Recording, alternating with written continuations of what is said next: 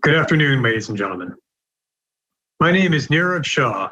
I'm the director of Maine's Center for Disease Control and Prevention, and I am joined this afternoon by Commissioner Jeanne Lambrew of Maine's Department of Health and Human Services. Commissioner Lambrew and I are here to provide everyone an update on the COVID-19 situation across the state of Maine for today, Thursday, August 27th, 2020. Overall, right now in the state of Maine, there are 4,414 cases of COVID-19 statewide, representing an increase of 25 cases since yesterday.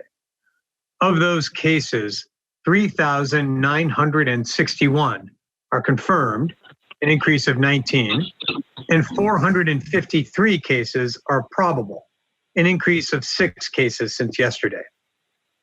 Overall, 415 individuals have been hospitalized at some point during their illness with COVID-19.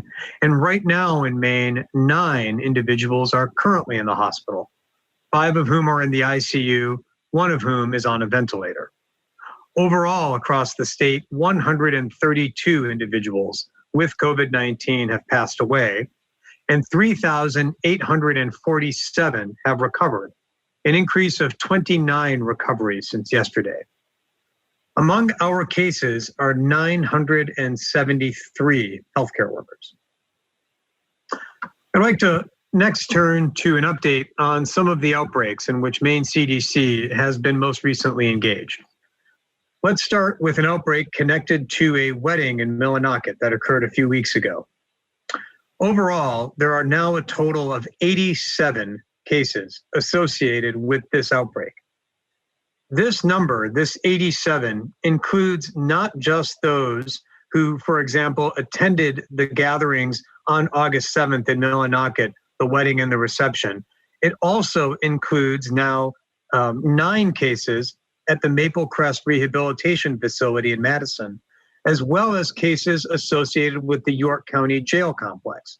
Because we have identified an epidemiological link between and among all of these cases, they constitute a single outbreak, even though the complexion of that outbreak has changed and looks different in different parts of the state.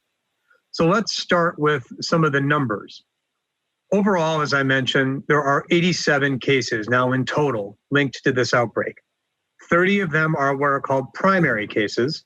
Those are individuals who directly attended the events on August 7th. There are 35 secondary cases. Those are individuals who were close contacts of a primary case, and now 22 tertiary cases. Those are individuals who were a close contact of a secondary case. Of the 87 individuals, 59 of them have been symptomatic, which is about 68% of all of them. If we look at some of the subcomponents of this outbreak, let's start with Maple Crest, where, as I mentioned, there are now a total of 9 cases, 5 of whom are among residents, 4 of whom are among staff. Similarly, at the York County Jail Complex, there are a total of 18 cases, 9 among jail staff members, 2 among other staff members in that building, and 7 cases among inmates. At least as to the York County Jail, there have been no new cases since yesterday, and testing was performed yesterday for all of the county employees. Results should be available soon. In the meantime, a team was dispatched to conduct cleaning. They've completed half of the jail yesterday, and the other half of the jail will be completed today. I'd like to next turn to a brief update on the situation involving cases associated with the Sanford Fire Department. Right now, there remain 4 cases associated with individuals who worked at either the Sanford Fire Department, the Buxton Fire Department, or the Saco Fire Department. Our investigation there is underway as we look for additional potential linkages to those cases and possibly to other cases in and around York County. Finally, or next rather, an update on some of our testing efforts, which is going to be a theme for the day. Let's start with some of our metrics around testing. Based on 3,919 PCR tests reported to Maine CDC yesterday, the one-day point positivity rate was 0.54%.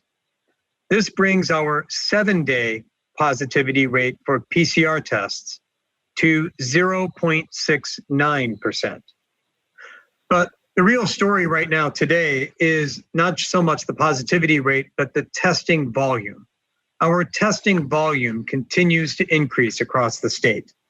Right now, that number stands at 273 PCR tests for every 100,000 people in Maine. To put that number in perspective, that represents a 53% growth rate in the past 30 days. But the real action there has not been in the past 30 days, but in the past 7 days, where there has been a 44% growth rate just in testing volume in Maine in the past 7 days alone, a 44% increase in the volume of testing being done across the state. And finally, before I turn things over to Commissioner Lambrew, just a brief note about Maine CDC's approach to testing overall. Many of you may have heard about changes that the United States Center for Disease Control made on their website earlier in the week regarding who should be tested. These changes pertain to individuals who are close contacts of confirmed cases who do not have symptoms. So for example, if your spouse or your roommate tested positive for COVID-19, there's a good chance that you've been exposed. If you don't have any symptoms, the question here is whether you should get tested. You're a close contact to someone who's positive. You yourself don't have any symptoms. Here's what the US CDC's website said before the change. They said testing is recommended for all close contacts of persons with COVID-19 infection. But on Monday, the US CDC, not the Maine CDC, the US CDC changed the website. And what it says now is if you have been in close contact with a person with COVID-19 infection, but you do not have symptoms, you do not necessarily need a test unless you are vulnerable or your healthcare provider or your state health official recommends you take one. Let me be clear. We at the Maine CDC recommend you take one. We have no plans to change our protocols at this time based on the scientific information that we have available and that we have reviewed. In fact, the Maine CDC DHHS standing order for COVID-19 testing, which has been on our website since June, makes it possible for you to get tested if you fall into this category of being a close contact of someone with COVID-19, even if you do not have symptoms. The way that we have been doing this, the policy that we have adopted now for many months, is what is best for public health. Our view is that you don't stop the plows in the middle of the storm, you keep plowing. Or in this setting, you keep testing.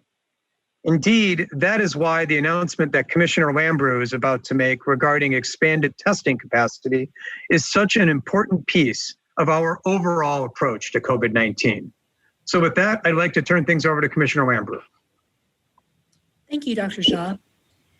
Today, the Maine Department of Health and Human Services and Maine-based IDEXX laboratories announced the start of operations at the mobile laboratory stationed at the Health and Environmental Testing Laboratory in Augusta.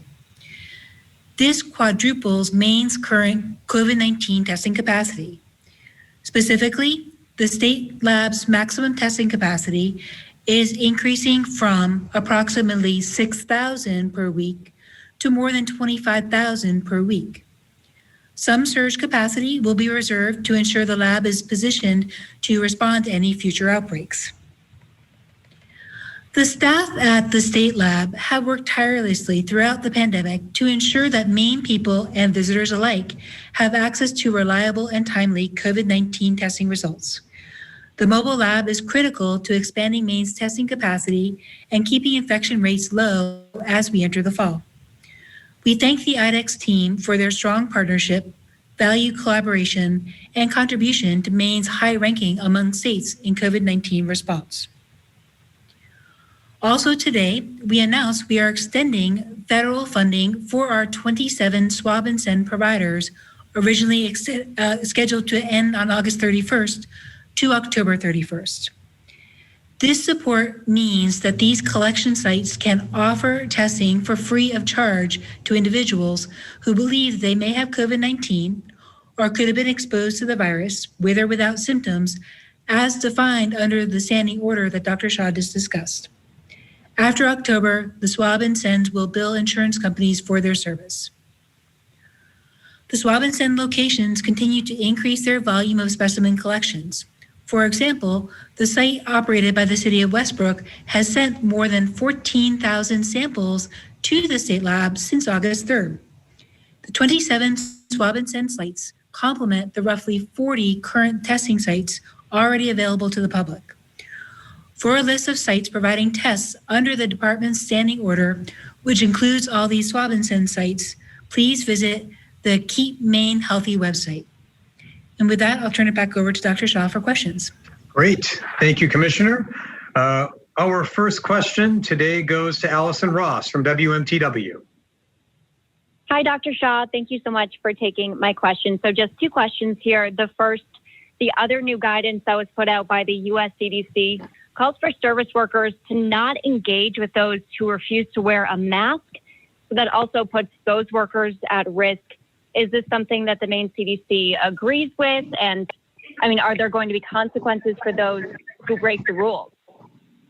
Well, Allison, when the US CDC puts out guidance, it's just that. It's a guidance document. In this setting, that was really a document that was intended to equip those who might be interacting, say, in a retail establishment with someone who's wearing a mask. And not so much as a guidance or regulation, but just some considerations to keep in mind. That document to which you refer makes some good points, which is to say, perhaps in certain situations, interacting with such an individual where voices can get raised could actually generate more transmission. So I think there's something to be said for taking a thorough look at that document if you are working in a retail establishment, if you're the manager of one of those organizations. The document itself is not strict regulation. So those who do wish to engage, say the manager of a grocery store, those who do wish to engage are certainly free to do so, and indeed are empowered to do so under the various executive orders that have been put forth around mask wearing. Okay, great. And then my final question, and I know this was asked on Tuesday by another reporter, but is there any update on the Millinocket couple whose wedding it actually was? Is there any follow-up? Are they actually being cited, or is that kind of a closed case? No, it's not a closed case. That investigation continues, and we're looking at where they may be and what the circumstances are in terms of their history, when they got tested, so on and so forth. We want to make sure we have all the facts there. Although at the same time, Allison, as this investigation has broadened both in scope as well as in depth, now moving down to York County, moving in to Madison and other places, our real focus remains on getting a handle on the outbreak itself and preventing further cases and trying to mitigate further transmission. Thank you. I'm going to turn next to Morgan at WABI. Hi, good afternoon, Dr. Shah. Thank you for taking my questions today. I have two questions. My first one is, if the MPA decides to have fall sports today, are there more hoops to jump through with the CDC or the state for the kids to be able to play? I think I'll answer that question. So we at the Department of Health and Human Services received part of the Maine Principals Association's revised guidance yesterday and the rest around noon.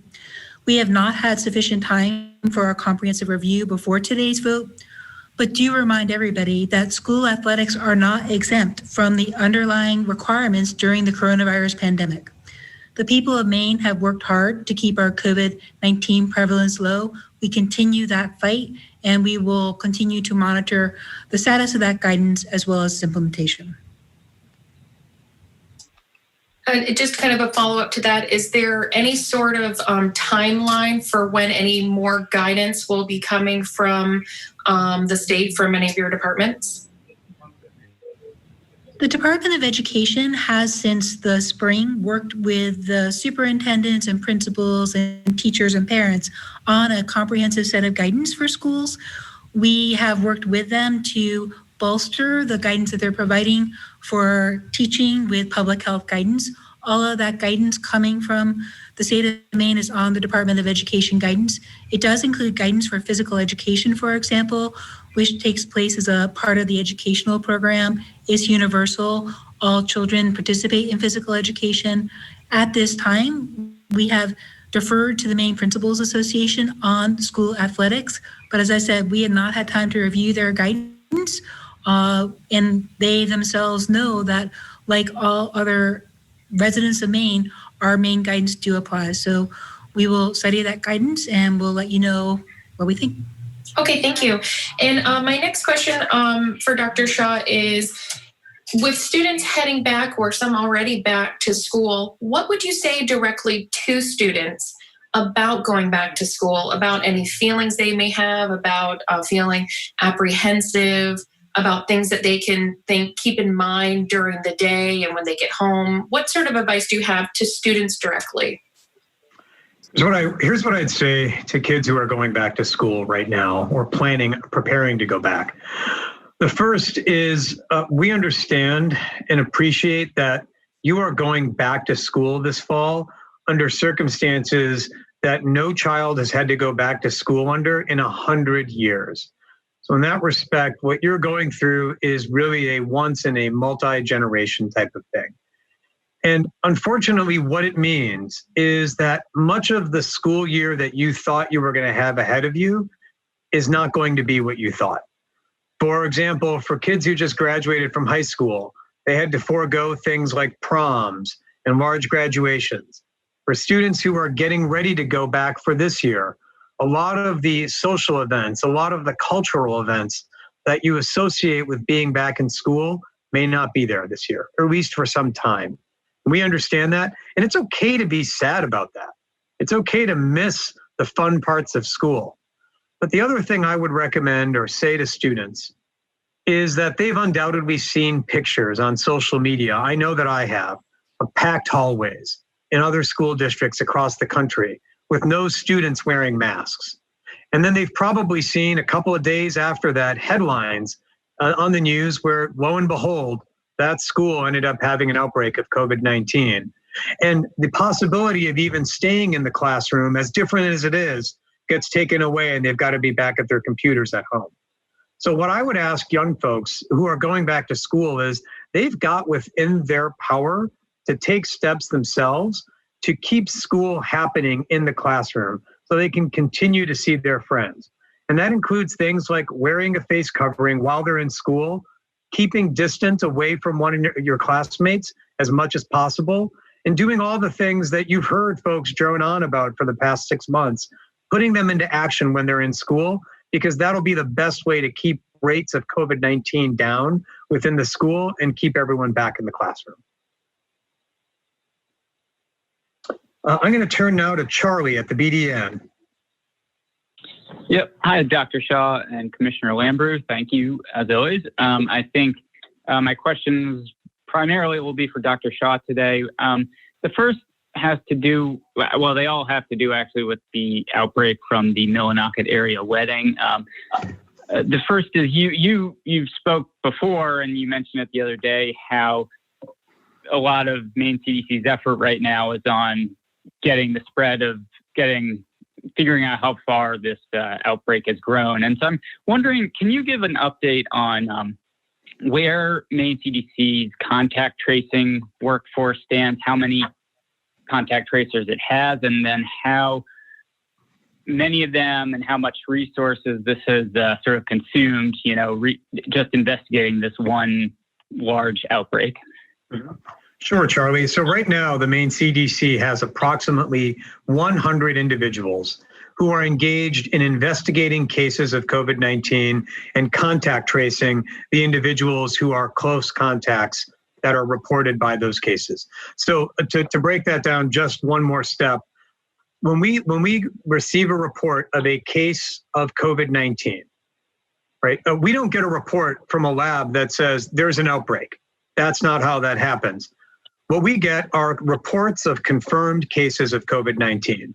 And there's a group within Maine CDC called case investigators who reach out to every one of those confirmed cases. And they say, where have you been in the past 14 days? Where is everywhere that you visited? And who is everyone that you've come into contact with? The case investigators are charged with figuring out where they may have gotten COVID-19 from, so-called upstream analysis. And in this situation, a couple of days after the August 7th, about a week after the August 7th event, individuals started getting sick. So they got tested. And those reports started coming into Maine CDC. And our case investigators who meet, or at least conference now virtually, several times per day, several times per week, sit down and say, okay, I've just interviewed some folks, and here's all the places they've been. And another person lists all their places. And we've got a database that tracks all these things. And lo and behold, we identified a large number of individuals who all reported in the previous week or 10 days being at an event on August 7th in Millinocket. That's one phase of it. The other phase is to take the list of all the contacts that those individuals report and follow up with them to see how they're doing. That's so-called downstream analysis. As you can tell, it's a lot of work. We've got, again, about 100 individuals doing this work within Maine CDC. Their goal is to identify close contacts so as to limit the spread, but also to compare notes multiple times per day, multiple times per week, to try to identify these outbreak situations. They're the ones who pieced together what was going on at the Big Moose Inn in Millinocket. They're the ones who pieced together what had been going on at the jail. And they're also the ones who pieced together the linkages among all of these things. Okay. So just a real quick follow-up on that, and then a second question. So the follow-up is, of the 100 individuals who do this work, do you know specifically how many of them have been on this one outbreak? And then my other question is, we recently read about, a case in Rhode Island and Massachusetts where there was a bachelorette party in Rhode Island, and then people went back to Massachusetts, and the states were kind of cooperating to investigate that. I'm wondering if on this Millinocket area outbreak, if Maine CDC has been working with any other states to investigate whether it's spread outside Maine, if you can share anything about that as well. Sure. Charlie, we'll get you the number of exactly how many case investigators and contact tracers have been involved with the Millinocket outbreak in different forms, whether it was with the wedding, whether it was with Maple Crest, or whether it's with the York County Jail. We'll get you the number of that. With respect to other states, what we've actually seen in this situation is, I'm just taking a look here, is that almost all of the cases associated with the Millinocket outbreak are Maine residents. And so we have not, in this particular setting, put out an alert because all of the individuals we've identified, save for one, have been in-state residents. But it is very commonplace for us to work with health departments across the Northeast. We've got frequent calls with those health departments, especially when there are large outbreaks that we know straddle multiple state lines. We do that all the time. I think the one that I've talked about the most was several months ago at the Chimbrow construction site, where we worked with the health departments of Massachusetts, Wisconsin, West Virginia, and Rhode Island to collaborate to figure out what was going on there. And I just might add that on the topic of weddings, we appreciate that weddings are occasions where people can gather, often from far away. They love to see each other. Often people haven't seen each other for a while. There's a lot of socialization that happens. But as a reminder, it does pose a risk to those individuals, those families, and those guests, as well as their community, as this outbreak shows. Just as a reminder, under the governor's executive orders, there are limits on the size of gatherings, 50 people indoor no more than 100 people outdoor with appropriate spacing. There is a requirement to wear face coverings in those settings unless there's eating or drinking happening. And we do remind both the hosts of those gatherings as well as the participants that should there be a violation, we have sanctions such as potentially being charged with a Class C crime that includes punishment of up to 6 months in jail, $1,000 fine, up to $10,000 fine for an institution. And as we've seen in the last few weeks, there are deadly consequences associated with uncontrolled gatherings. So we really do urge anybody who's planning a wedding in the coming days and weeks to take caution, not just because it is the policy, but because it does protect your community. Actually, I'm sorry, can I just ask one more follow-up on that one, Commissioner Lambrew, which is why in the case of the inn, the Big Moose Inn, where this reception happened, was there was a citation issued, but not a monetary fine? Could you explain any bit the rationale behind not giving a more serious punishment there? Yeah, I'll begin, and I think we'll begin with an update, which is we did last week issue what's called an imminent health hazard because of what we know was a violation of our policies. There was a return site visit in which there were continued deficiencies. So we have suspended the license for the Big Moose Inn. Every day that the organization operates outside of that suspension, there are fines associated with it. I know we are working with the Big Moose Inn to bring them into compliance because the goal of all of our public health emergency enforcement tools is less about punishment and more about prevention and how do we prevent this from happening again. So indeed, in the case of Big Moose Inn, they are currently under suspension. Unless Dr. Shah, you have an update?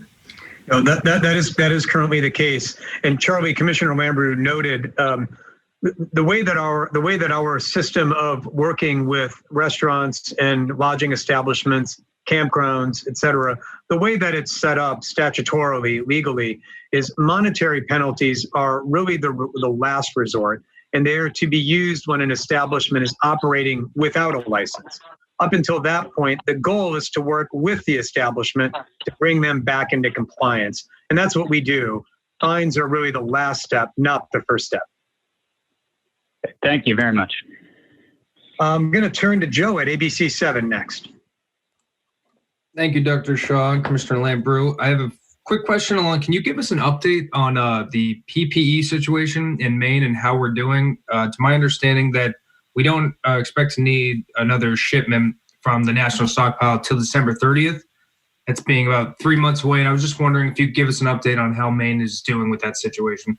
Sure. So, let's first kind of start with where things stand with respect to what our supplies are. So right now, I'm not going to tick through the entire list, but I'll just provide one or two examples. So with respect to N95 masks, we've got roughly 360,000 on inventory.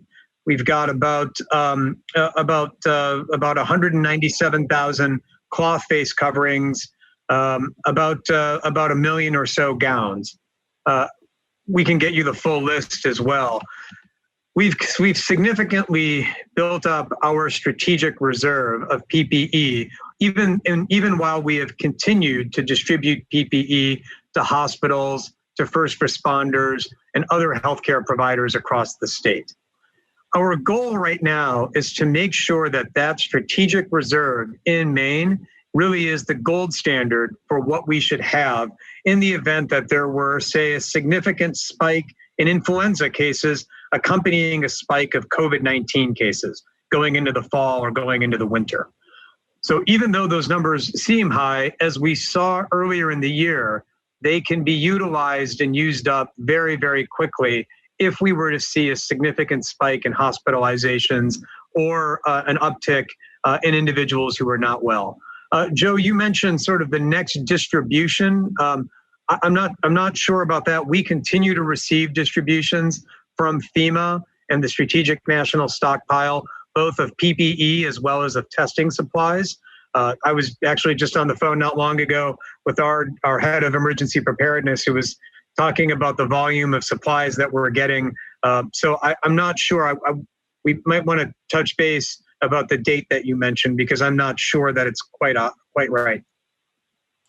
Absolutely. And just a quick follow-up. With summer coming to an end and the temperatures kind of dropping, people are going to be more likely to not be able to get outside as much as they are in the summer. And in the coming months, you could see more foot traffic in stores and things like that. Is there any discussion between you and the governor's office about any new mandates or anything that will be coming in to kind of deal with that and not having, because they don't have the ability to be outside in the activities and it's going to be a little colder and people be kind of cooped up? Has there been any discussion between you and the office about those types of situations that could come up?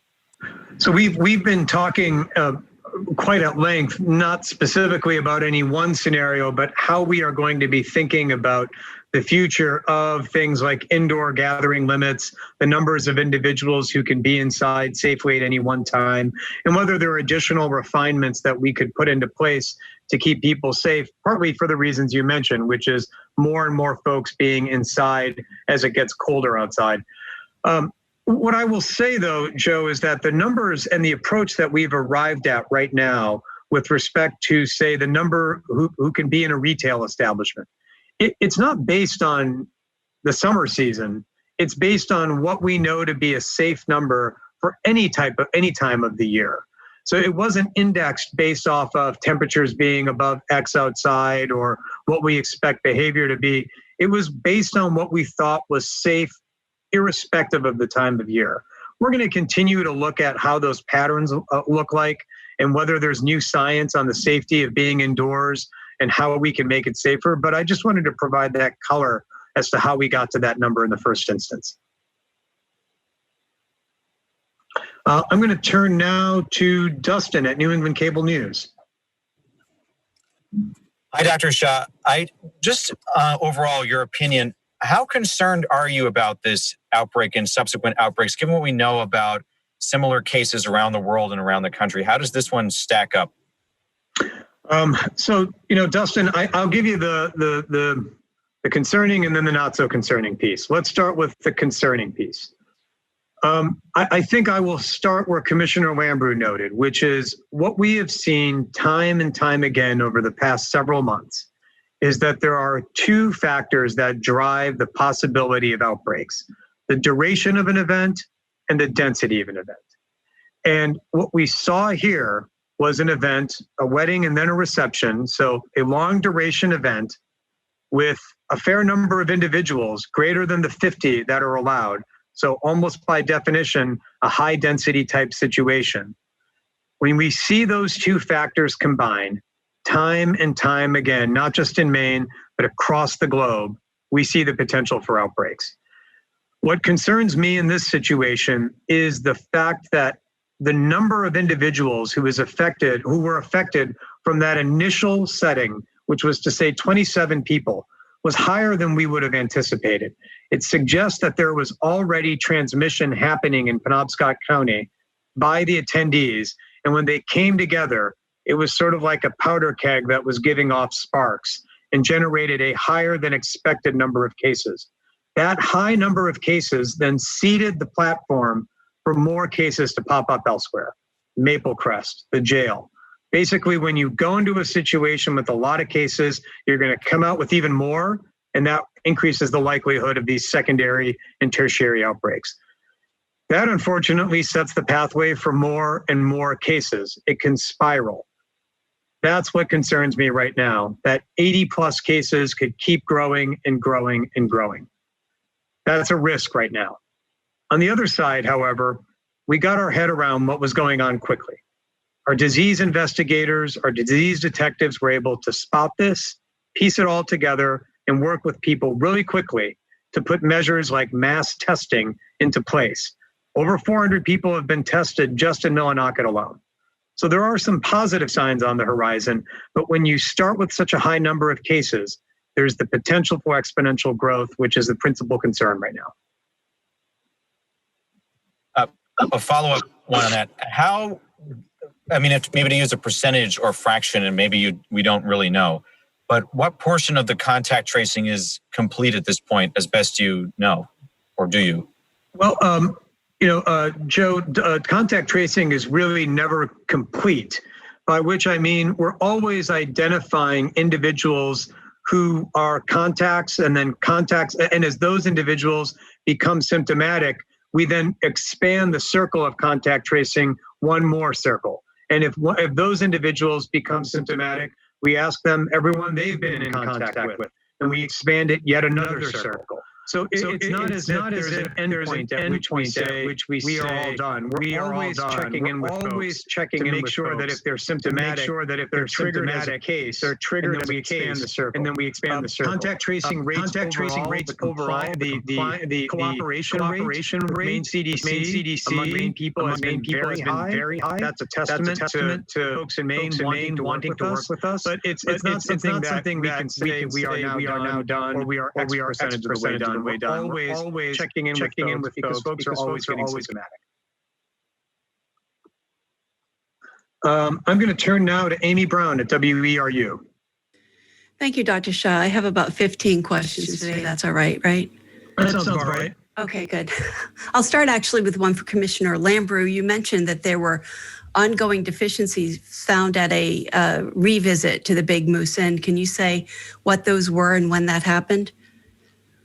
My understanding, it was the routine review of distance between tables, the type of safeguards that they have in place for COVID-19, mostly I think in the physical space, but I think we do, again, inspect with a view to fixing. So I think when our inspector was on site, there was advice given as well as deficiencies noted, but we do have a policy of we give you one notice, and if you, on the second try, don't pass, we do suspend licenses. We have to take our responsibility to protect the public health seriously. And that occurred when? When was that second visit? Was that just recently or? Recent days, yes. Just in recent days, okay.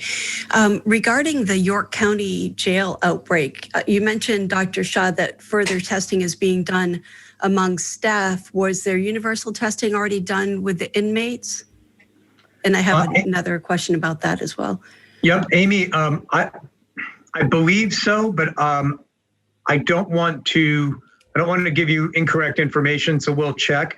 I believe that testing was done among the inmates at the jail, but again, I want to just double check so I don't give out anything that's incorrect. Okay, and has it been confirmed whether the staff member at the jail who contracted the virus at the wedding and then returned to work at the jail, several inmates have contracted the virus from that staff member. So has it been determined whether he or she was wearing a mask while they were at work? And if not, will there be consequences because of all the people that they infected? Sure. So that's part of the investigation that we're working with the officials at the jail and at the county building to try to determine both whether that individual was wearing a face covering or mask, and then more generally, what is the policy within that facility with respect to mask wearing, face covering while at work. You asked about any sorts of potential downstream ramifications.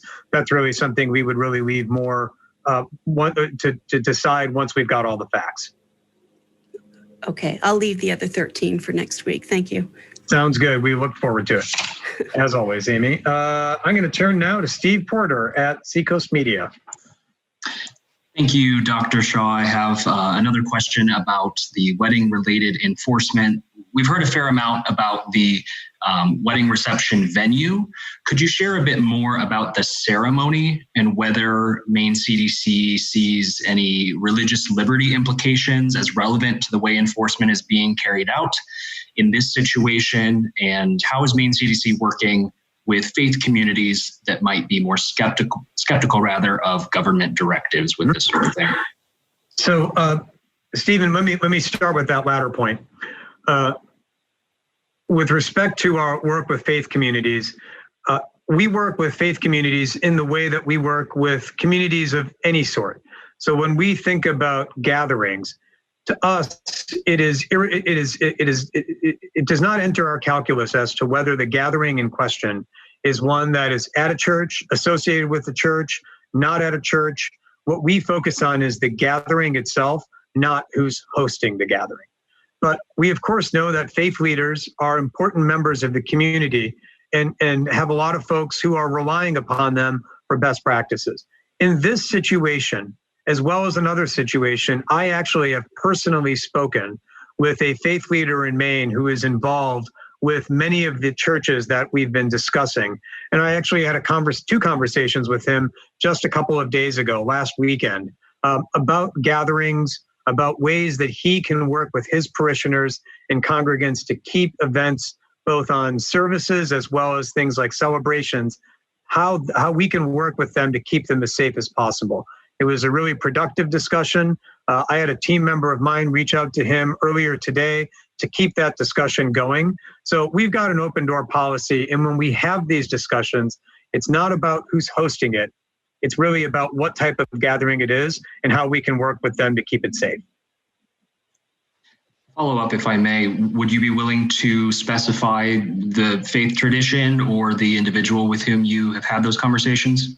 I'd rather not go into person A versus person B, but it was an individual who's closely associated with the churches in and around the Millinocket area. And we had, again, a very, very productive discussion. And I look forward to speaking with him and his colleagues in the future. Thank you. Mm-hmm. I'm going to turn now to Hannah at News Center. Hi, Dr. Shah. Thank you for your time. I have two questions today. The first one for Commissioner Lambrew. What is the state's stance on the so-called learning pods at home? Do parents need to have a license in order to do this? Is there a maximum number of kids allowed without a license?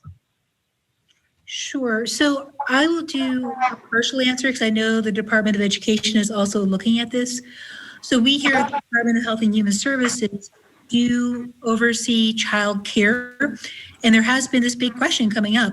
Is a so-called pod where there's a person overseeing remote education for a number of children? Is that education or is that childcare?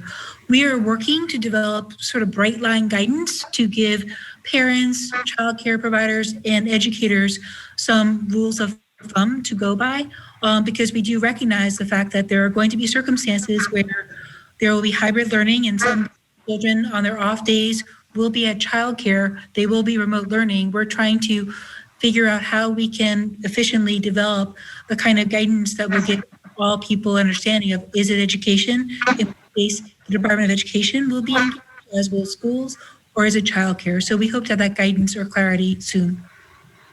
Thank you. Dr. Shah, this one is for you. I know that you have confirmed that a pastor from Sanford officiated the wedding in Millinocket. Has anybody in the congregation in Sanford tested positive?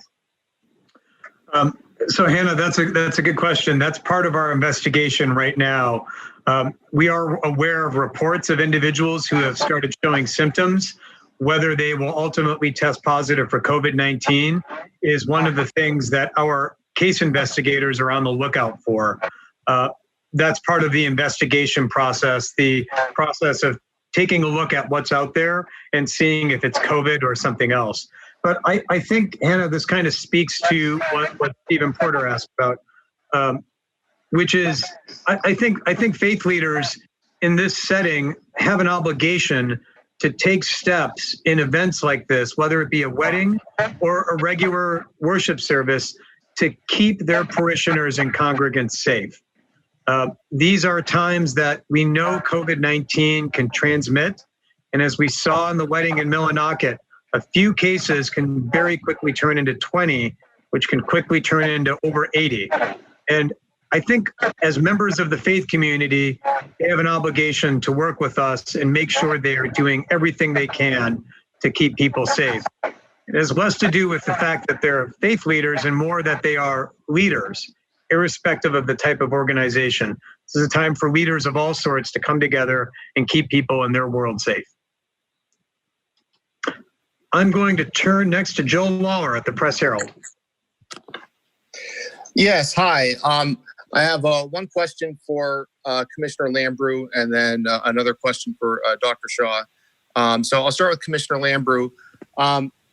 Last week you said the MPA would be making the final decision on fall high school sports, but a few minutes ago you were saying that the final decision will be made by DHHS or the governor's office. Can you explain what prompted that change? Was it the Sports Medicine Committee's recommendation for football, or some other reason that change was that caused that change? So maybe I wasn't listening to myself. I'm not positive I said that the department is ultimately making the decision. What I did say, and I'm happy to clarify that, is our general approach to guidance has been, first of all, if there is federal guidance, national guidance that is sufficient, we adopt it. We're not looking to create guidance when it's not needed, if there's perfectly good and sufficient guidance out there. Where there's a gap, where there's a need to tailor that for the state of Maine, we have done that. That's been done partly through our checklist, COVID-19 checklist process. Sometimes it's done through our departments. Our Office of Child and Family Services, for example, did childcare guidance on it, working with our public health experts. In this case, the Maine Principals Association this summer began the process of developing guidance for school athletics. It posted draft guidance. It has sent us, just in the last 24 hours, just in the last few hours, review recent guidance. It did ask us for our opinion. We will certainly provide Maine Principals Association with our views, including on whether or not it's compliant with our underlying policies, and raising other questions and concerns that we may have, because our job is to work with stakeholders to make sure that what they produce in terms of guidance works for the state of Maine. I will say, ultimately, at the end of the day, should we find that there are school sports that are happening that are unsafe, either because they're out of compliance with guidance or if there's problems with the guidance, we will review, because it is our job to help work with the Maine public to keep people safe. Okay, thanks. And my question for Dr. Shah is, with the announcement today of Abbott tests with the new $5 15-minute tests, and I think they're going to start producing 50 million of those per month. Does that change the testing strategy in Maine at all? Could these be used for schools or workplaces, or do they have a role beyond what you're doing now? Yeah, so Joe, I think the way you frame that is right. The role for some of these new testing modalities that are coming out, point of care, rapid type test, portable, is to augment what's being done at the Maine CDC laboratory, not to replace it. Many of these tests have features that a big laboratory testing doesn't have, which is to say they're portable, they can be done on the go, you can get results in a couple of minutes. However, you can't get it all. And so many of these new tests have some limitations that don't exist with our laboratory. They may not be as accurate. They may need to be given a couple of times in order to make sure the results are consistent. So what we think, or my view, is that there are many different strategies. There's plenty of room at the table for these different types of testing strategies. We don't think that they will replace one another, but they'll rather help us get a better picture of what's going on. With specific focus on the Abbott test, we really need to see what the testing parameters are. They've received some initial review from the FDA, but as we've seen with other such tests, it's not really for several weeks after use that more and more data become known about what their real world accuracy is.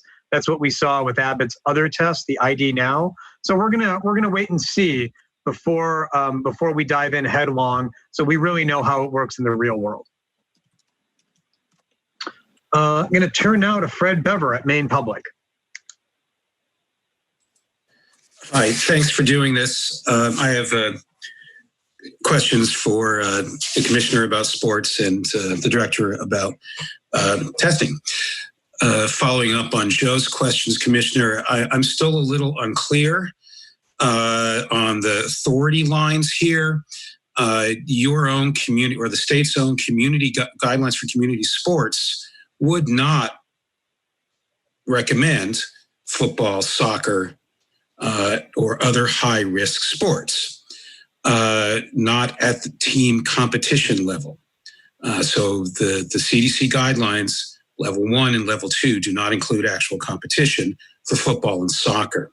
So if the MPA says we want football and soccer, and a school district says, yes, let's do it, what do you do? What does the state do? So I appreciate the question. I will repeat that we really do want to take a good, close, hard look at the guidance. Literally got the guidance 2 hours ago, 3 hours ago, and I don't think I really can opine on that. I will go back and remind people that we did develop the community sports guidelines at a different time for a different purpose. It was in the spring for mostly summer league type of activity. It has not been updated since July 16th as well. I know, for example, the group putting aside what the Maine Principals Association has done, I know that the public health experts have been looking, for example, at soccer, and the public health experts do think that soccer can be placed in the moderate risk group, assuming other public health measures are emphasized, such as limiting play to physically distanced team practices, inter-squad scrimmages, local competition. But that's our guidance for community sports. We will review the recently released guidance from Maine Principals Association and provide them feedback as they request it. Thank you. Those details are helpful. Director Shah, in terms of the new testing capacity through IDEX and the sort of steady drumbeat of continued swab and send facilities opening up, I want to, and the testing rate increase that you mentioned of 50% in the last week, I think you said.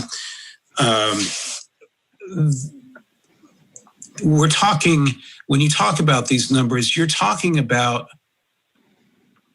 tests and results. Is that correct? So the number of results in the last 7 days has increased by X amount when you mentioned that. That is correct, Fred. And for confirmation, that number is 44%. Thank you. Okay. And so... and I'm sorry, Fred, I wanted to just be clear on this.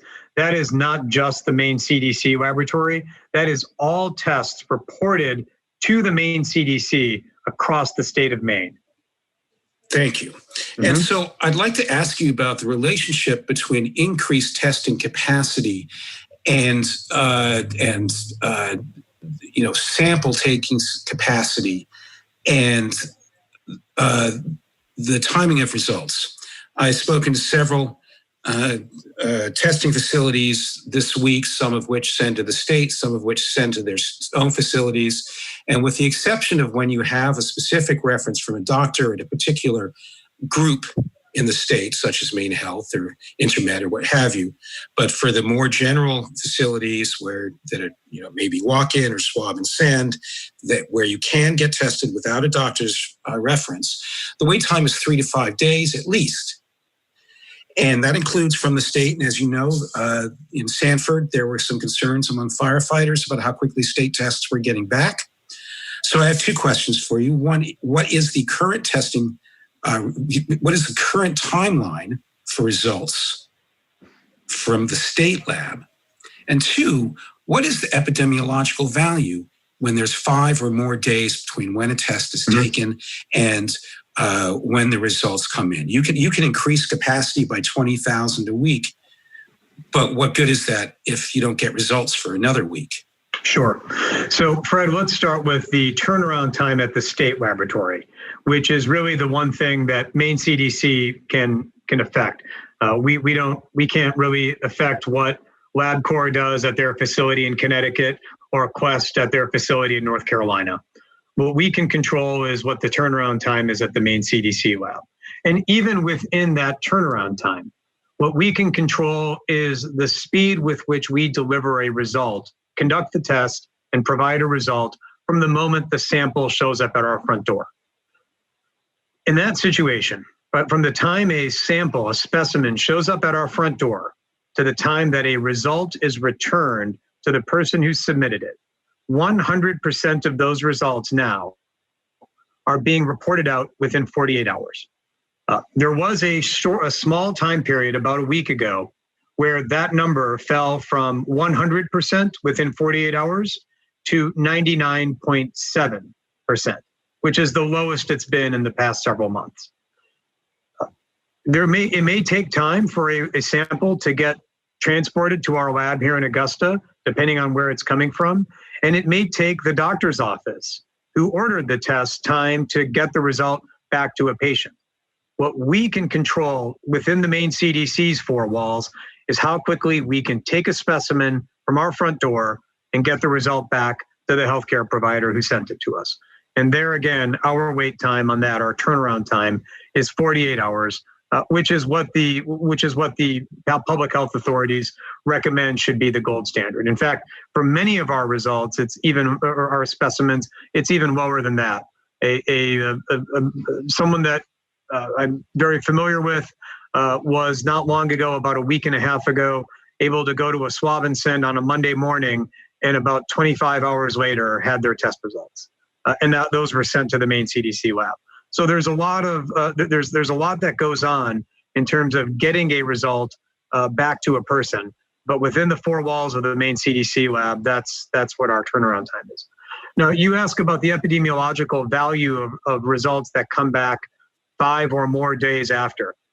It really does depend on whether the person is symptomatic and whether if they are symptomatic, whether they have been quarantining or not, so on and so forth.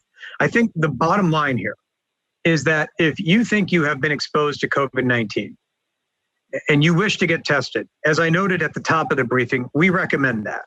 However, if you have been exposed or you think you've been exposed to COVID-19 and you wish to get tested, which we recommend, your part of the bargain there is to remain in quarantine until you get your results.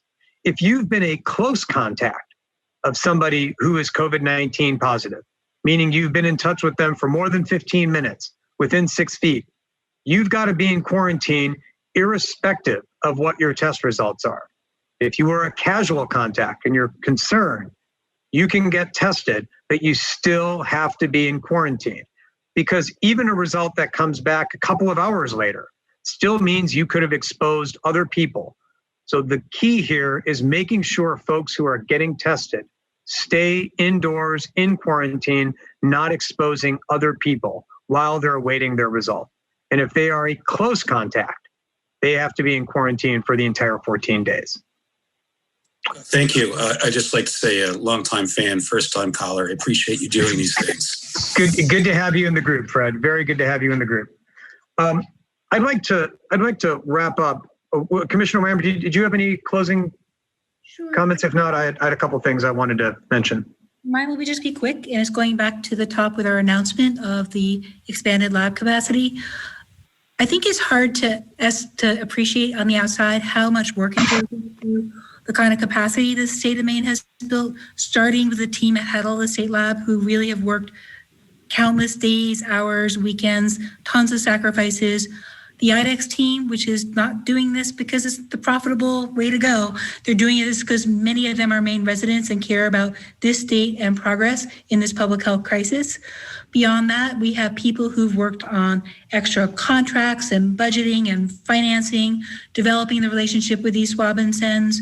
People in this commissioner's office have been working night and day to make this happen, as well as the governor. So I do want to let the state of Maine know that there are lots of people who are working for you night and day who have put us in a position to really be prepared, not only to do the kind of testing we want to be able to do for our residents, but that prepare us for school reopening in the fall and the flu season. So I just want to double down and say thank you.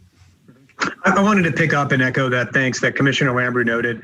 The announcement that the Commissioner made earlier around our expanded testing capacity is significant.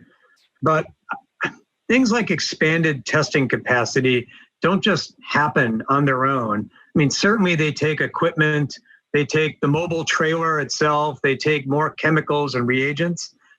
But more than anything else in this situation, what they really took was people to make that happen. And I really want to take a moment to thank our team at the Maine CDC Heddle Lab here in Augusta, all the scientists who work in that lab, and take a moment to commend them for the extraordinary efforts that they've been putting in over the last several months. I mean, really, this announcement is your announcement. I want everyone to just kind of consider what they've been working on for the past 6 months. In the past 6 months, 5 months really, they have produced more than 50,000 results for COVID-19 tests. To put that number in perspective, that's more results in 5 months than the entire microbiology section of the lab does in a typical year. They've cranked that out in 5 months. But on top of that, they've been working tirelessly to bring this mobile lab online as well. So while they've been doing the most work they've ever been doing on their normal testing, they undertook this brand new initiative to bring on a brand new system of testing with brand new people, brand new equipment, brand new scientific processes, and they made it all work. And so today's announcement that the commissioner noted is really a tribute to their commitment and their dedication, not only to the people of Maine, but to science and public health. I don't want their work to go unnoticed. So I'd like to really close today's briefing with a special note of thanks to everyone at the Maine CDC lab, each and every one of those scientists, and give them a special thanks, not just to them, but their families for allowing them to put in all those long hours. So my hat goes off to each and every one of you. We would not be here were it not for all of your hard work. So thank you. And with that, I hope everyone has a good afternoon. As always, please be kind and take care of one another. We'll talk again next week.